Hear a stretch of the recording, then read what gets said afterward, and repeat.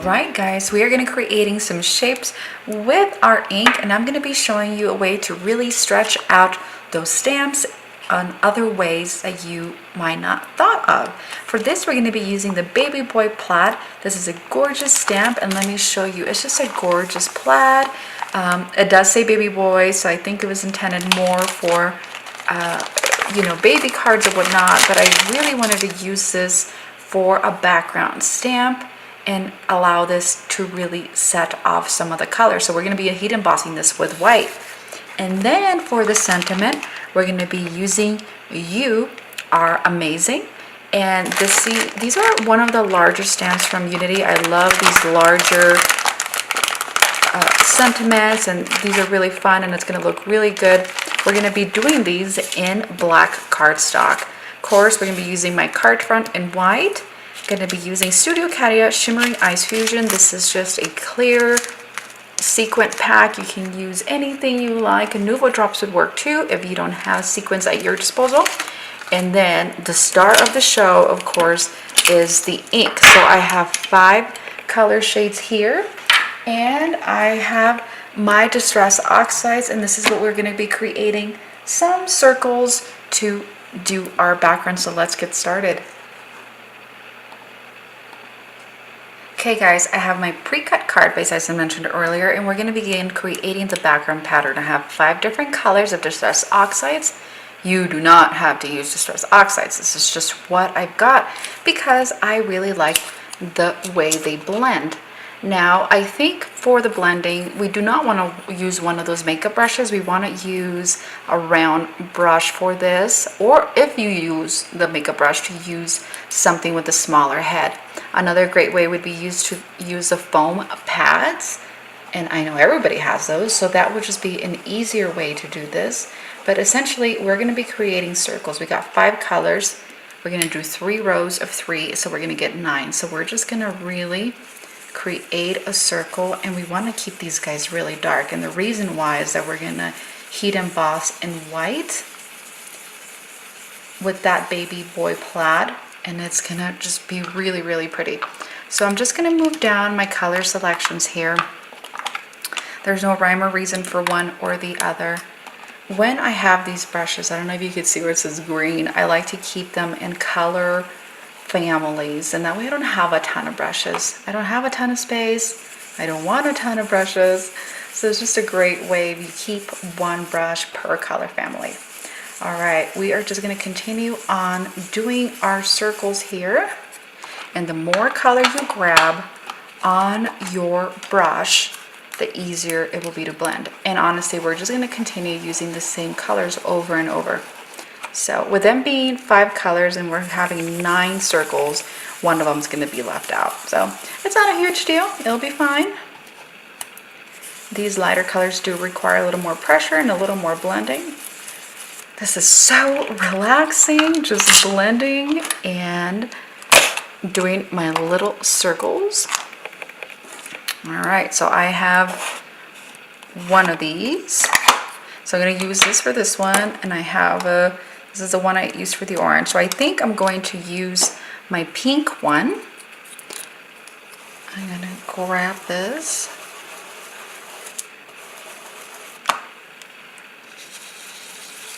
And I'm going to have to move on from the pink to a different color because then it will be, red and pink.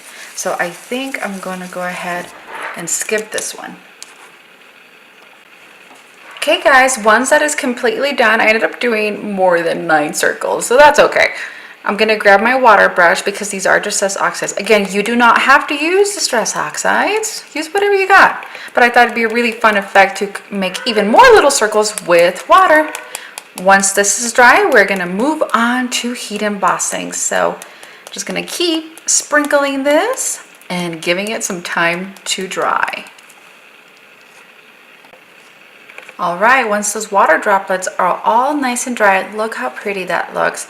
We're going to start to move on to grab that Baby Boy Plaid, and we are going to heat emboss this on top.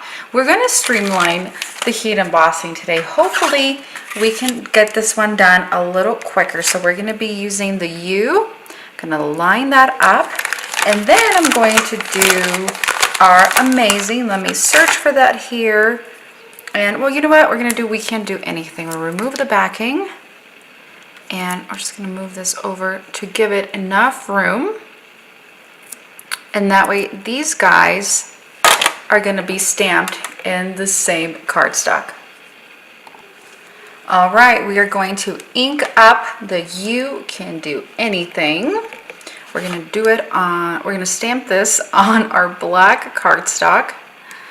And then I'm gonna bring it over and get some white embossing powder. We are getting a workout out of our white embossing powder for the month of May, right? Look at that. Okay, we're gonna set that aside and we're gonna bring our gun here shortly.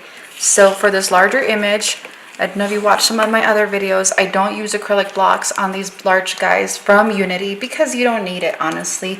It is such a heavy and solid stamp that there is no need for an acrylic block, which means it is much easier, much faster, less supplies when you use Unity's red rubber background stamps.